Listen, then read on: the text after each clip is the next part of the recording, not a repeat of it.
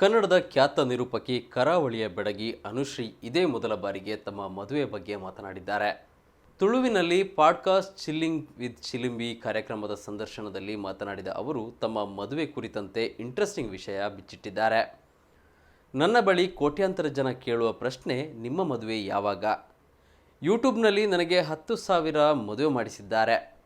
ಬಹುಶಃ ನಾನು ರಿಯಲ್ ಆಗಿ ಮದುವೆಯಾದರೆ ಯಾರೂ ನಂಬಲಿಕ್ಕಿಲ್ಲ, ಅಷ್ಟು ಮದುವೆಯಾಗಿದೆ ಯೂಟ್ಯೂಬ್ನಲ್ಲಿ. ರಕ್ಷಿತ್ ಶೆಟ್ಟಿ ಜೊತೆಗೆ 3 ಸಲ ಮದುವೆ ಮಾಡಿಸಿದ್ದಾರೆ.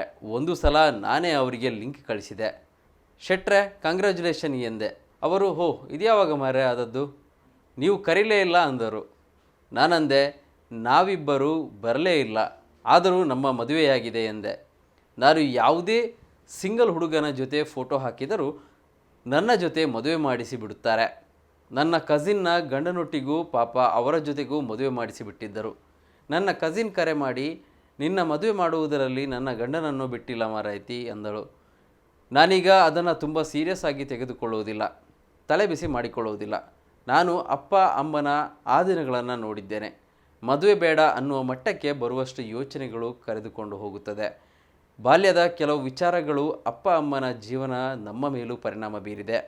ಹಾಗಾಗಿ ವಯಸ್ಸು ಆಗ್ತಾ ಇದೆ ಅನ್ನುವ ಬಗ್ಗೆ ಕೂಡ ಯೋಚಿಸುತ್ತಿಲ್ಲ.